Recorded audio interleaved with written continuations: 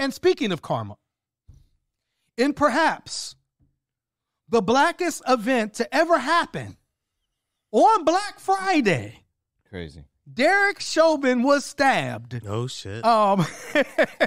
Shanksgiving.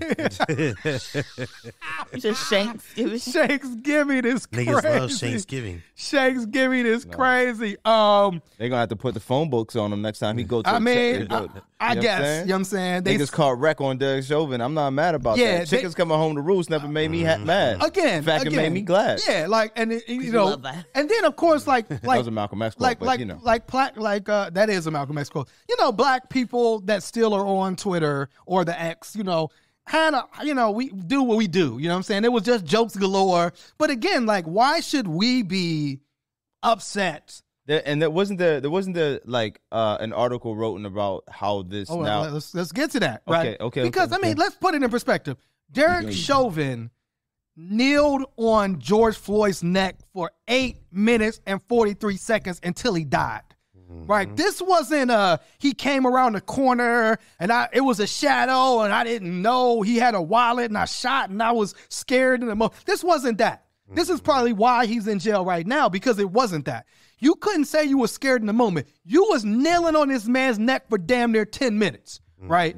And he was saying he couldn't breathe. People were begging you to get off this man's neck and he died, right? And then we found out that Derrick Chauvin had other police brutality incidents in the past, right? This wasn't his first death or kill, right? So when Derrick Chauvin gets stabbed, there is some karma to it. Shit, I mean, he's still alive. I mean, he still has his life. Lucky. Right, George Floyd doesn't. But, you know, I guess it says... I wonder if they broke the blade off in him.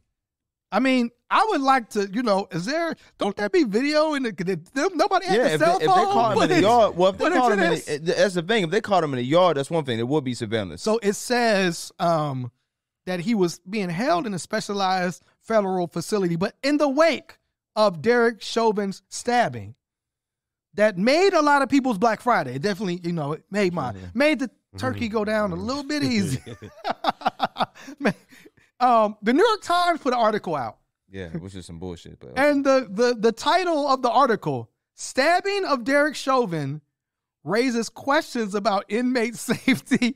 Questions to who? Nobody black thought to themselves, why wasn't Derrick Chauvin protected?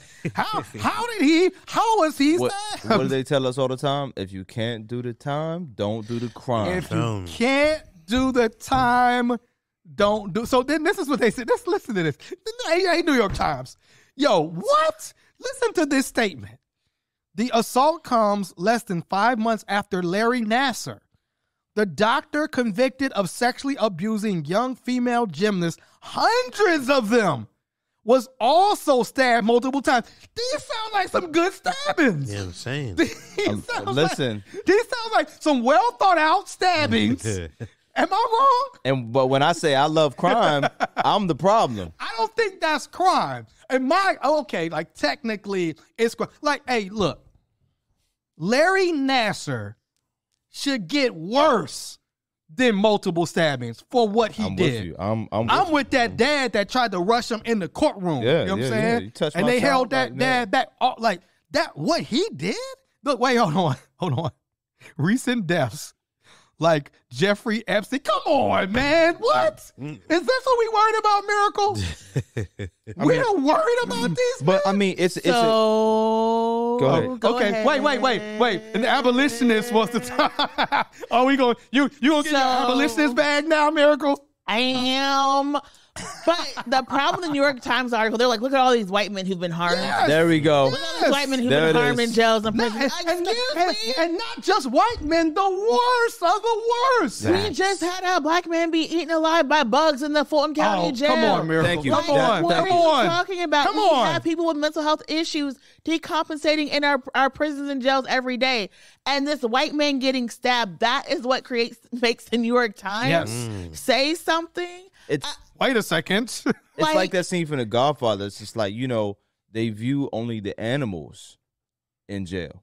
Yeah. They only view it. They don't again, this episode is about humanization of people. True. And clearly this New York Times article illustrates that white supremacist rhetoric, American rhetoric, the general public and the populace only view black people as subhuman or animalistic, which in turn results their being encaged in correctional facilities. So when a white person comes in there who doesn't belong or should be in protective custody or whatever, gets poked up, don't have the phone books on, that's your fault, nigga, because someone on your book should have told you. Yes. You know what I mean? They should have told you. Yes. But I'm not mad that they didn't because they were setting you up. But now it's an issue. And then it's like, think about prison. What Cam say? Niggas get stabbed every day, B. Come on, B. You tough, right? We talking about prison, man. Hey, man. Niggas get stabbed. Niggas get stabbed every day, B. Jay-Z had to fund lawyers to sue Parchman Prison in Mississippi because how violent it was. Yes. For decades, people have been organizing and uplifting how violent and harmful our prisons and jails are.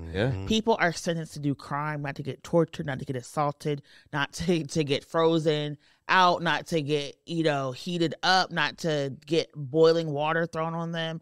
People, most go to prison, are going to come home. And so people have for years said we need to talk about our conditions and safeties in our jails and prisons. But for the New York Times to be like, look, all of these white men who have done these horrible things have had violence beset upon them as they're in custody, and now we need to talk about. Listen, not when we have youth in not when we have people not when 16-year-olds. Now we have innocent folks in these places. 100%. No, like not when we've been talking about closing Rikers for over a decade. But this New York Times is now it's we're right here in Allegheny County. We have one of the most dangerous jails in the country, where people are dying like flies and nothing's being done. But wait, it gets worse. Listen to this line. This is the New York Times. It was not clear how Mr. Chauvin, who is serving a sentence of just over 2 decades in federal prison, was assaulted.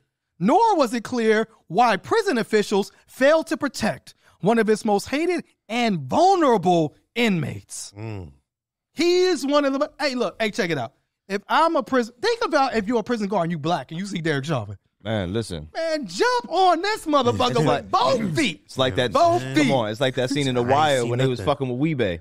Yes. You know what I mean? Yeah, 1,000%. Come on, man. But again, and this is a long article.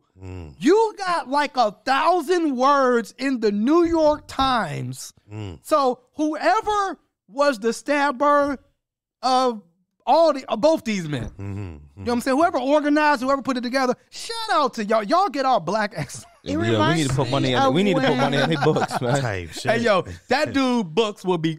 If we found out who did it, his books is going to be busted. Remember the black dude in South Carolina? I forgot. Isn't his name just went over my? Who jumped on Dylan Roof? Yes. And then he was able to get out simply because so many people paid money to his GoFundMe. He could afford bail. I love it. Like, I love it. That didn't make you say, huh? Yes. Like, why are people stuck in jail only because they can't afford bail? 1,000%. Like, and what I hate is, and I'm starting to see this like as an abolitionist, like a lot of our words and rhetoric are being co-opted by like white supremacists, right? Yes. We've said for years, like, no prisons and jails, we need to figure out transformative justice, Now we get that, but it's for these white men who do these like heinous, horrible things. They get the benefit of abolition. They get the benefit of community placements. They get the benefit of drug courts. And they get the benefit protective custody of being vulnerable. Like vulnerable. Derrick Chauvin gets to be vulnerable. A cop, someone who the state trained, someone who was able to terrorize folks under the guidance and support of the state gets to be vulnerable. But people who are living with disabilities, the black people who are in these facilities, the immigrant people who could not even speak the same languages, they don't get to be seen as vulnerable and needing a protection. We had right here in Pennsylvania, an officer say that he had the right to sexually assault a woman at the deportation facility simply because she was an American citizen and she didn't have a right to sue him back. Like, this is the wild stuff we have to deal with. But Derrick Chauvin gets a 1,000+ article about the safety of prisons in the U.S. With Larry Nassar added to it. And probably because of the article, some of these prisons will now get better investments and updates. Absolutely. Because of that article. That's the and take. Not because of all of the work, pain, and suffering that Black and brown organizers have put into this work. That's the wildest part about that. You know what I want? That is white supremacy. You know what I want? I want to know these stories. Like, I want to know the story of the stabbing plannings. I want to see, and I want them in part 2 of life sentences, writings inside well played. of American prison. Well played. It's our white pages, you know what I'm saying? Life sentences, writing inside of an American prison. The Elsnore Banu think tank for restorative justice is our white page. So yeah, these are some of the stories that I want. You know what I'm saying? Definitely.